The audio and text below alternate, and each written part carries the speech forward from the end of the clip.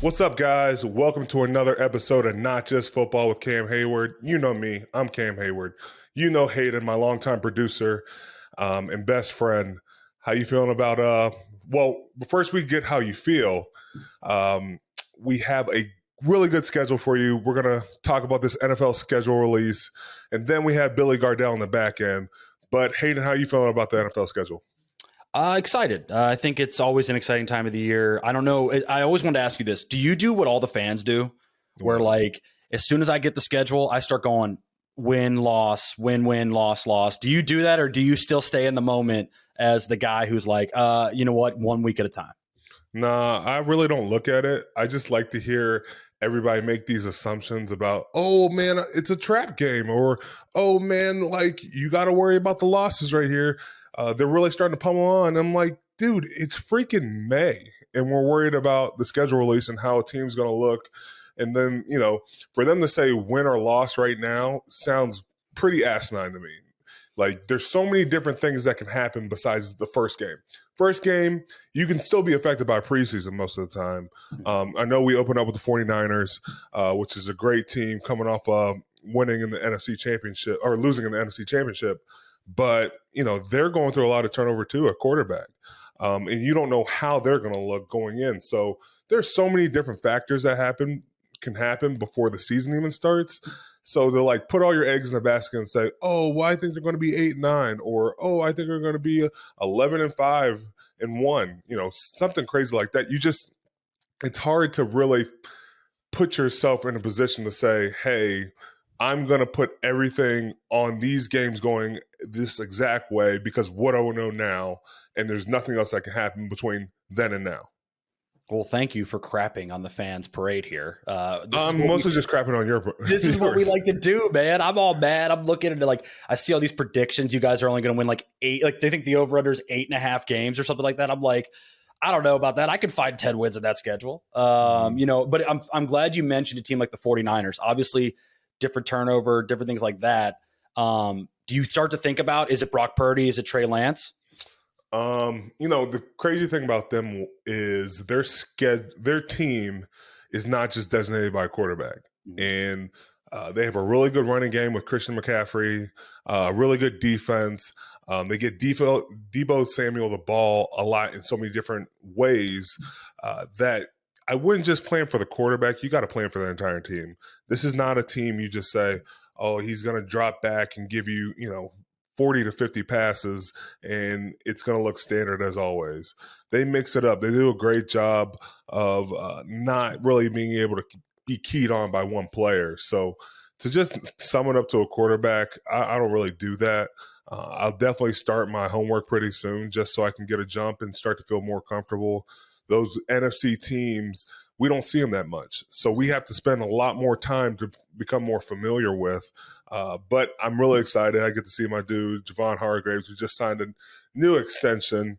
I told him about the show, and I said, you need to come on after you get that extension. He was like, hell yeah. So we'll have him on soon. But excited to play a guy like that. Eric Armstead as well. Those two guys up front are monsters. They have a really good defense all the way around. So it's going to be a fun game, though. Wait, but on that, we have to talk about, it's been like a decade since we've had. I was going to ask. Yes. It's been a decade since we've had our first home game to open the season. So I'm looking forward to it. I think the last time was versus Cleveland. And I thought we got out to an early start. I think that might be in the game. Like AB kicked the dude. Yeah, kicked the guy in the face. Oh, you scored like 24 in the first half. And then I think, did that game end in a tie? Or no, it didn't end in a tie, but it was close. They came back. It was close. Yeah. And I think we were playing Brian Hoyer. The thing I hated about that game was we were scoring so freaking fast that like the defense got worn out. And so, you know, it's cool when your offense is scoring. But you want them to have like long drives. And I felt like Le'Veon was scoring a bunch, AB was scoring a bunch. And so you're like, yeah, back on the field. Whew, it's going to be one of those days. And you know how like that September heat can creep up on you if you're not careful. No, I'm glad you mentioned that because it is weird. It felt like you guys were starting on the road constantly. Go into a little bit of what that means, though, and how nice it is to be able to stay home week one instead of having to travel somewhere.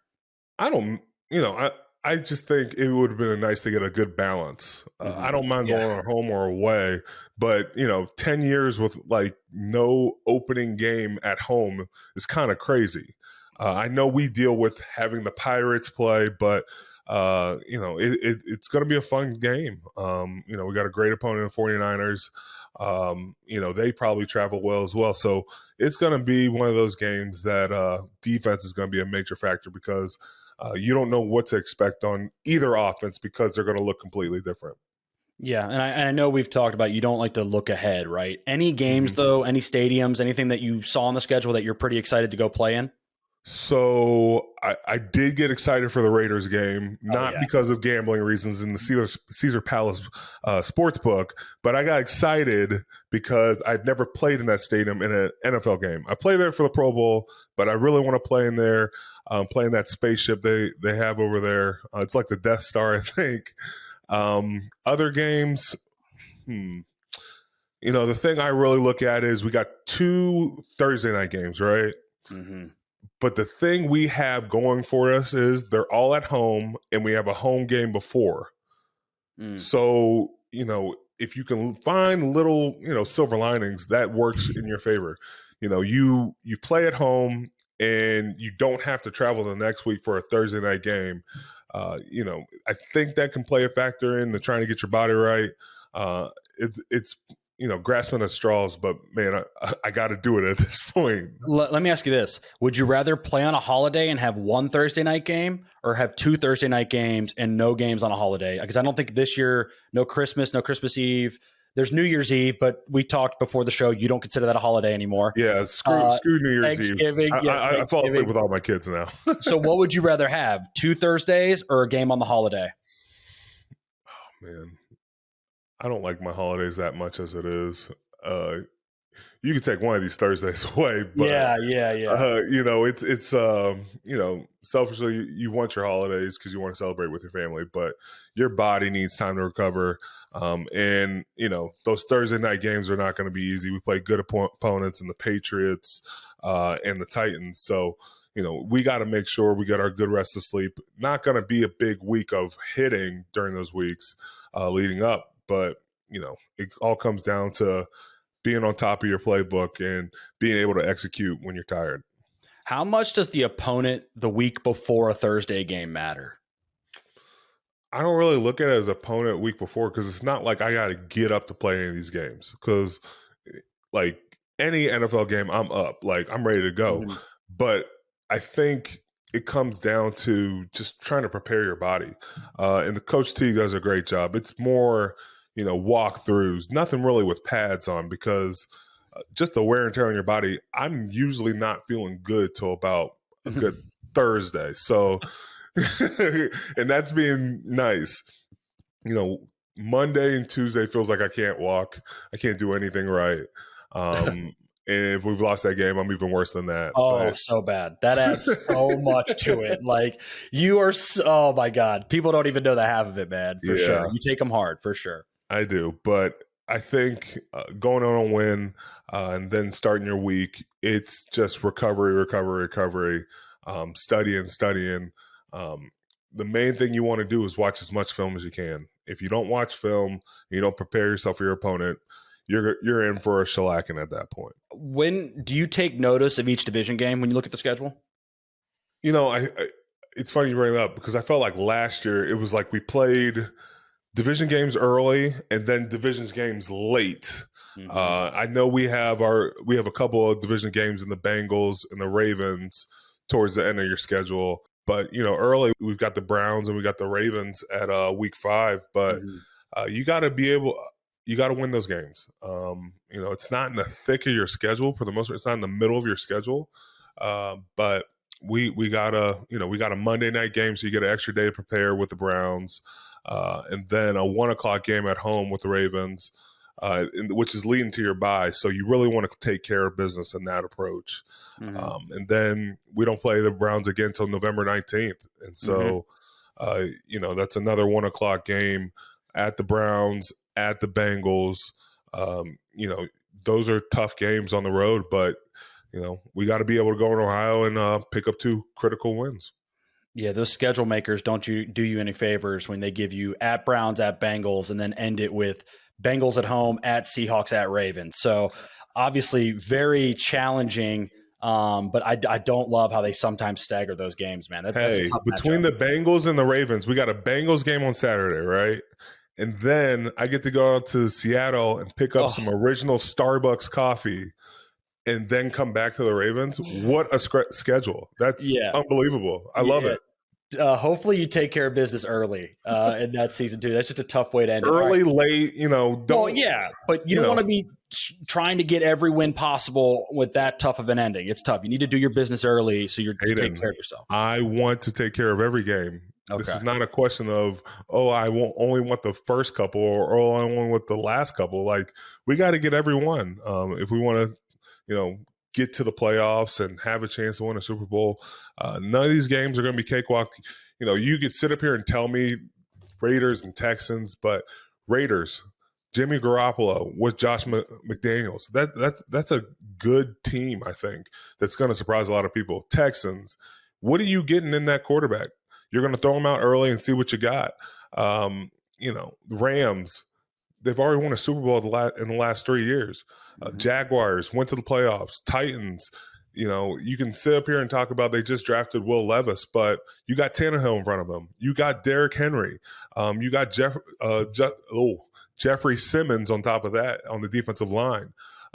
Cardinals, is Kyler going to be ready for that game? The Patriots, what is your team going to look like then?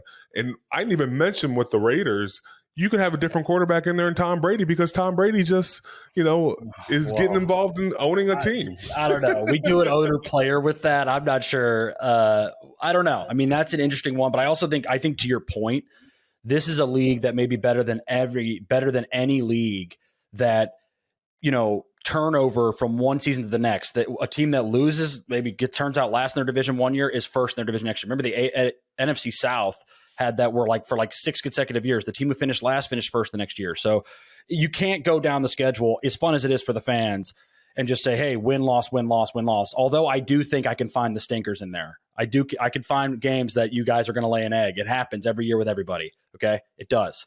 Don't give me that look. I'm going to give you that look because it's bull crap. These teams are looking to beat you every week. Sometimes they get your numbers, sometimes you get theirs.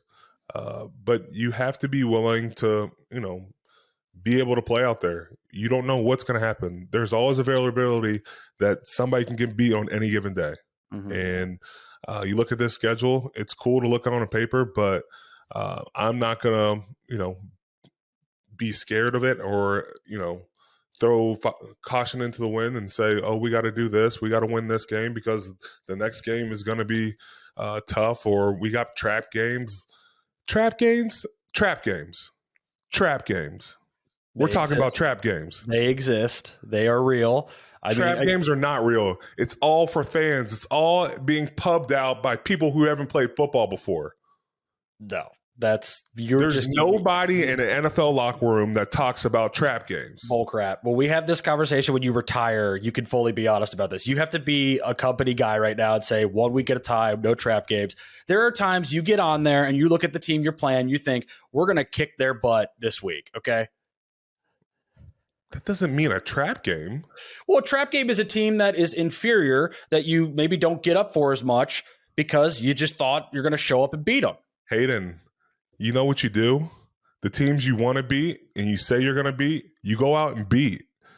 You put on your best performance, because I'm going to look at the schedule and, I'll say I'm playing this guy and I'll say, oh, they got a left guard that shouldn't be playing. I better get going. I don't look at it as team versus team. I look at it as opponent versus opponent or player versus player.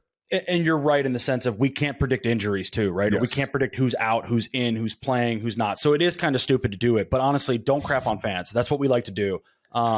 You mentioned Brady, okay? Right. Now there's rumors all over that he is developing a partnership with Mark Davis to be part owner of the Las Vegas Raiders. Is this an owner/player situation where Brady's going to be a co-owner and maybe the quarterback? It's out there. It's got to be out there. Like when you look at Tom Brady, and we say he was about to retire, then came back. And now he's going into a situation where he knows the head coach. He's played under him as an OC. And now you're telling me he might get some ownership. I don't know how that works in the NFL because NBA, it's been done before. Michael Jordan did it. But how can I put this past Brady? How can I say he wouldn't want to suit up a couple times just to see if he still got it? You know, he's going to see Jimmy Garoppolo out there and say, I can't do that. It's kind of cruel to do that to Jimmy again, right? I mean, I don't know. And I guess the question is, too, is it possible he could be as bad of an owner as Michael Jordan was? Ooh, it's definitely possible, but I think it'd be hard. Him becoming co-owner instead of just owner is a better feat. It would be really hard to be as bad as MJ is. MJ is as bad at being the owner of a franchise as great as he was as a player. Like, that's how terrible it's been. Okay. Like, it's been really bad. What's been the worst part about MJ? I mean, Cam, how many times have they made the playoffs since he's been the owner of the what are they even called now? Hornets? Yeah. The Hornets now. Okay, great. I mean, I don't know. I just think it's been bad. And, you know, I don't know that Brady could be much worse, honestly.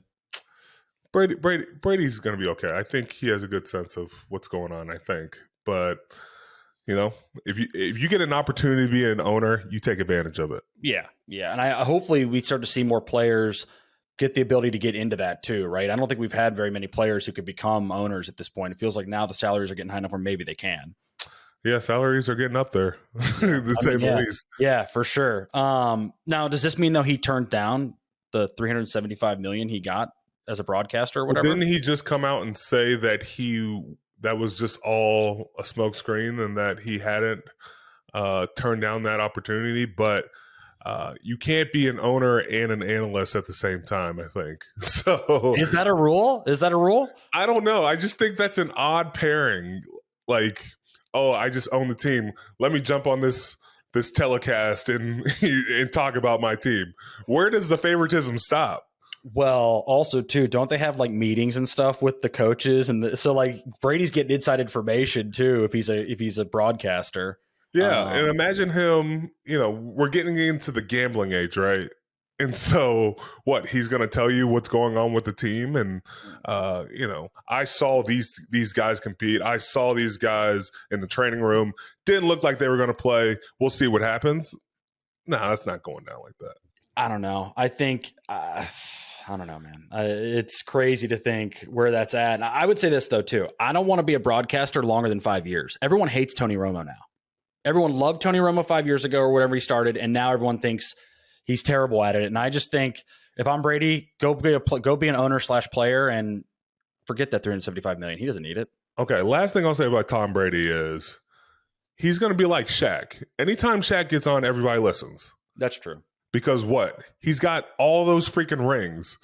And, you know, when we're looking at it, Tony Romo's like the Charles Barkley of the situation. Oh, come on. And that's being nice. Charles is great. Yeah. But, you know, when Shaq talks, I mean, it's the rings that speak most of the time. And, you know, you want to be fortunate enough to get one. And, you know, our celebrity that we have on for the last part, he's been able to watch some of our Steelers get some rings. So, you know, it's going to be fun to talk about.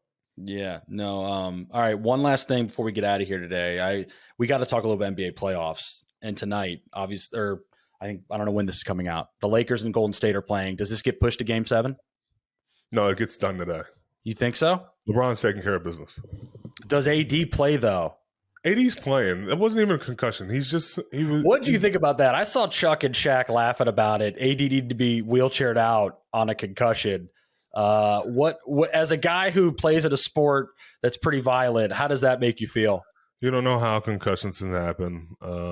But you know, I think he's going to be okay, but we'll see. They got to get this game because you don't want to go back to Golden State. No, I agree. I think if they go back to Golden State, they're in trouble. And last thing, blow up the Suns, right? No, not blowing up the Suns. Oh, dude, come on. Devin Booker, and I'm keeping KD. I might trade DeAndre Ayton, but that's about it. Oh, man, that team really fiddled out, dude. That was ugly last night. 2 years in a row, too. They have been blown out in the playoffs to be eliminated. Is crazy. Who'd they play last year? Dallas beat them by like 50. Oh man. So it's been ugly. It's been ugly exits for them. I don't know, obviously, what contract situations are there, but man. Also, too, do you bring CP3 back? I don't know. That looks like a tough one. I know. That's what I'm saying. Think, Chris Paul's done an amazing job for all these years, but when you start to see the injuries start to pile up over and over again, it's tough to say that he's going to be back next year. Yeah, I don't know. I don't know. That was hard to watch, though. I mean, I peeped during the first half. They were down like 25, and I'm like, what the heck happened here? It's like scary. Very scary. But, that brings us to the end of this segment. We got a special conversation with Billy Gardell, Steelers celebrity fan. He's more Pittsburgh than us. and yeah, for sure. He reps Pittsburgh up and down. And so everybody take a listen and tell us what you think. Tickets to the game, merch, meals at iconic restaurants, stays at Caesar's Palace. All this can be yours when you bet with Caesars Sportsbook. Win or lose, every bet earns reward credits, which you can redeem across the empire. Now, if you haven't started yet, register using code OMAHAFULL and then place your first bet. Up to $1,250. If you win, great. You keep those winnings. But if you lose, you'll get your stake back as a bonus bet. We have a special guest, a Pittsburgh native, Billy G. He's a Pittsburgh. Are you a Steeler fan or are you just, a Pittsburgh fan? I got to ask that first. first. In Swissville on Harrison Avenue. Come on, man. We're going to dive right in. Who's your favorite Steeler of all time? All time, got to be Jack Lambert. All time. Jack Lambert. Lambert's all time. That's all time. But I will tell you, as of right now, you are my favorite. You're being listen, kind. You can ask anybody who knows me. By the way, bro, I bought this autographed jersey from a memorabilia place. Is that autograph legit? Is that you? Cam, you made him buy it? Right? I didn't know he was buying it. Man, Billy, you could have asked. Billy, you could have asked. Is that you? Does that look like you're writing? That's me. Billy, you could have just asked me for a jersey. I would have got you a jersey. I don't want to bother you, man. No, you are my favorite because I always pick a Steeler that represents the team, the city, and I like who they are off the field. And you are that cat right now, man. You're my absolute favorite. I appreciate that. But all time. So you say, and the Lambert picture I love the most is when he has no teeth in, no mouthpiece in, and he's breathing cold air, and it just looks like a dragon. He just looks like a dragon. He'd do that little, when he'd come up the line, he'd do that little shimmy shake. Just couldn't wait to pick somebody. And to me, that was like, when I was a kid, like, that's the baddest man that ever lived. That's the baddest man that ever lived. I'm surprised you didn't say Mean Joe, if that was the case. Well, Mean Joe, I think Mean Joe's probably in my top 5. I got Mean Joe, God rest his soul, Franco. Rocky Blyer is another one big for me. Mel Blount. I mean, that team I grew up with was like, that's who we were when we went out in the street. Me and my buddies, everybody picked a guy from that team. And man, they were just so spectacular, just spectacular. So did you knock out your teeth to make sure you were like Jack Lambert? No, but Swissville hit me in the mouth with a skateboard, and I couldn't afford to get my chipped tooth fixed. So for a little while, I looked like for about 5 years. So how long did you stay in Pittsburgh? I left Pittsburgh. My parents got divorced when I was around 11 or 12.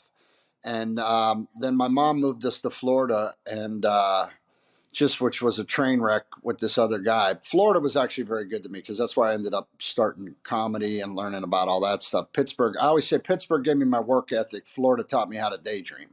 So I got really good. And then we would do the summers in Pittsburgh. We would come up and stay with my dad for the summer and then the school year in Florida. What's your favorite part of Pittsburgh? Favorite part? Well, man, I'm a homer, so I'm a big fan of going back to my old neighborhood, to my dad's favorite corner bar, Augie Rocco's down there in Swissville, and I always there. But I love to stay downtown. I love the William Penn Hotel. I always feel like a a dignitary when I walk in there. I love that old school. You just expect a guy going, Mr. Gardell, can I get your bags? Right this way, sir. I love that old school feel of the city.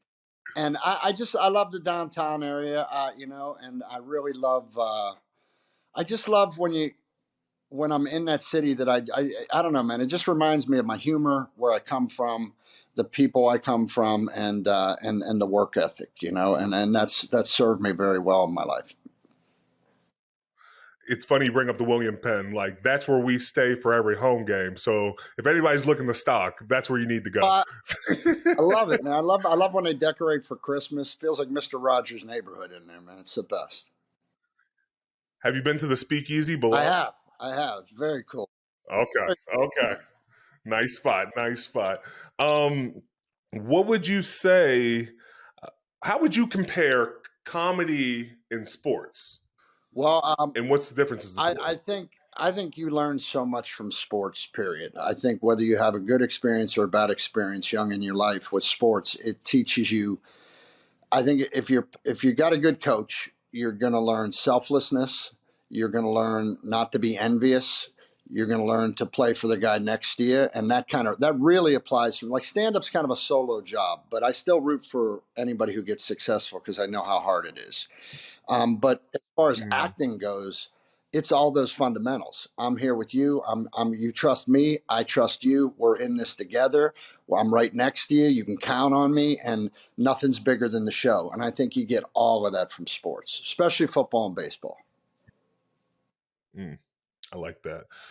You brought up having a good coach, and you've probably been privileged to see a lot of great coaches in Pittsburgh. Not too many, just a couple. As far as I'm concerned, we only had 3. And the only we have a longer list of coaches is centers, and I think that's about 5. So I like they last pretty long. I like the steadiness of that. Chuck Noll was amazing. Cowher was unbelievable, and I love Mike Tomlin, man. I just think the Rooneys have chosen so wisely and always kept in place what it is we're doing. I just feel like they always put somebody at the rudder that knows how the ship is supposed to go. I just think they do a great job of that. What was the differences between all of them? Well, Noel, they called him the emperor, and Noel was the guy that came in and said, do your job or you're leaving. I'm not here to motivate you. I'm here to teach you. And there's a great coaching lesson in that. Cowher, they're lucky he didn't suit up and jump in the game at halftime. And that was the most infectious thing we needed.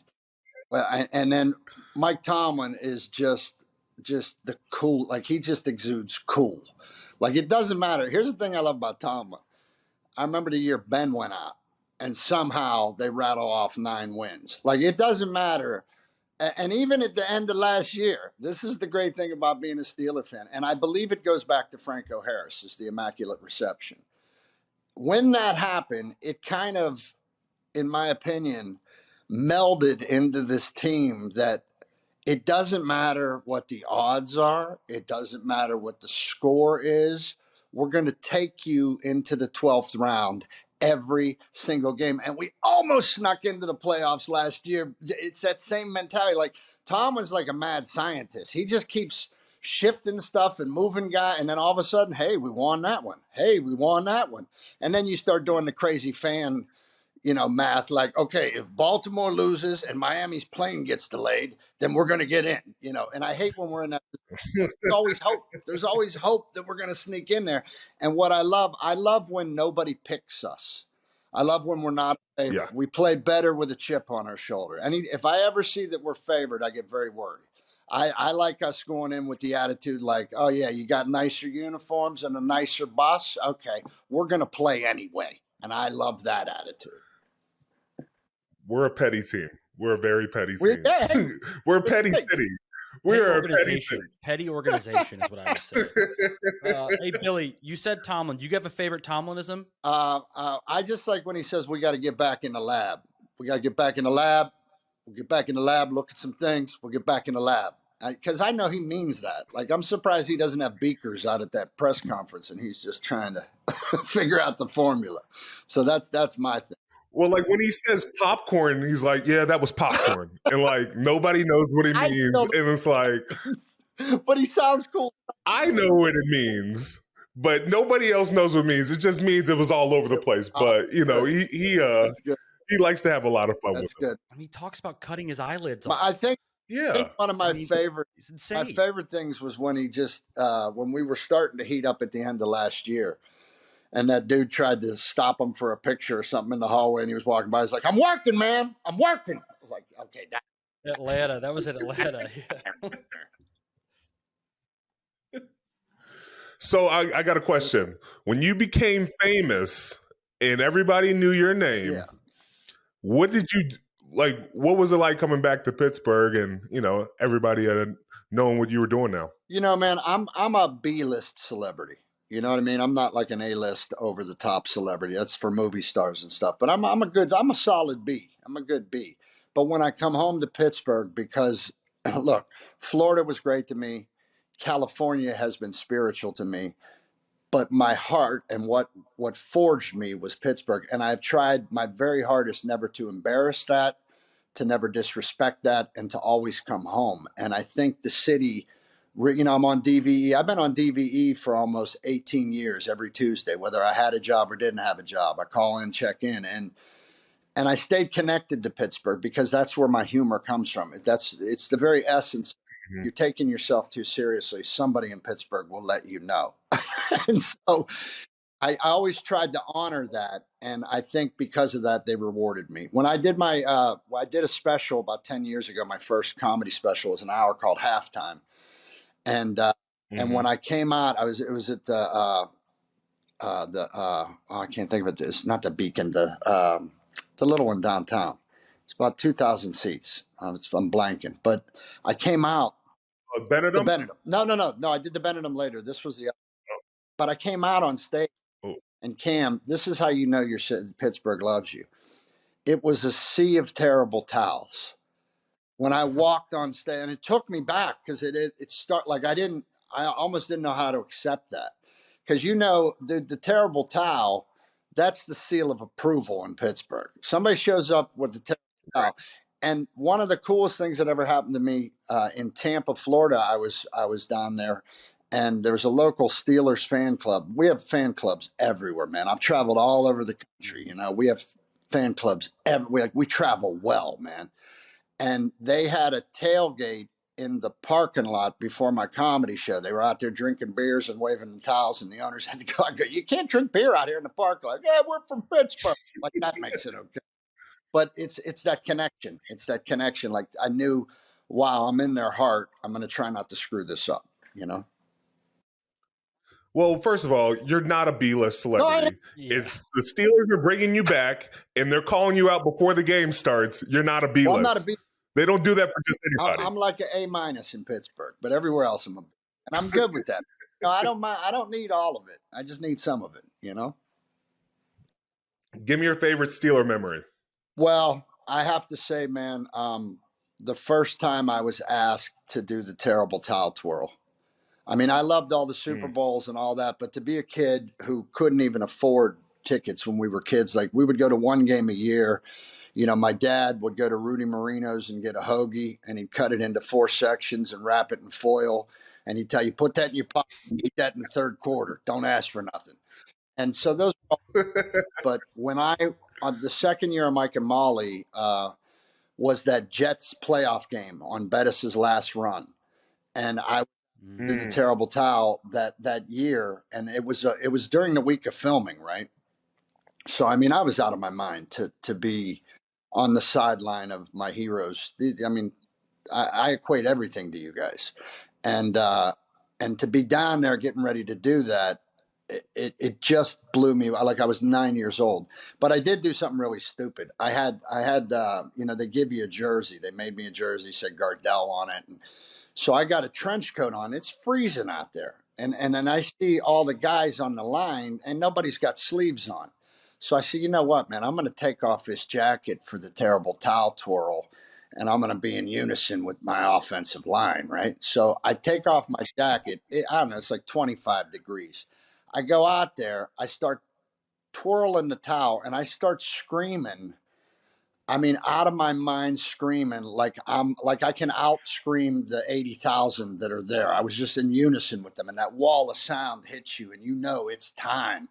I burnt my voice out. I got a terrible flu. I flew home with 103-degree fever. And then I went to the table rehearsal the next day for Mike and Molly, trying to fake my way through it. Dude, I'm sick. I'm talking like this. And we got about 10 minutes into the read, and they said, okay, you know what? We need to send Billy home. He's sick.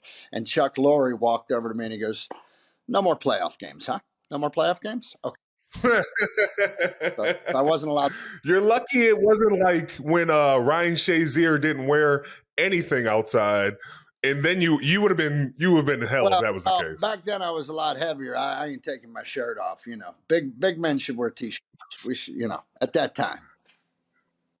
Wait, you're not for going out there with no shirt on, going out there? No, it would look like 0 degrees outside. It looked like Fred Flintstone got loose on the field. I didn't want to do that to people. I don't want to hurt their eyes. It's funny because I remember, I think it was this past year, there was a team trying to psych a team out, and they all went out there with no shirts on. Right. You know, they're talking a whole bunch of crap, and then they get blown out in the process. So, you know, I used to watch Wolf at the 50-yard line was Joey Porter. Joey Porter, always starting crap out of that. He'd roll the shirt up so his abs were showing too, and he'd just be jawing back and forth at whoever was across. Grab him from the 50-yard line. I used to love that. Yeah. They shot him in Denver. Thanks for taking a listen to our episode and getting a chance to talk with Billy Gardell. Thank him so much for coming on. Hayden, thank you as well for always coming on as well. Thank you for listening to this episode. Make sure you like and subscribe and come back to the Not Just Football podcast. We'll see you next time.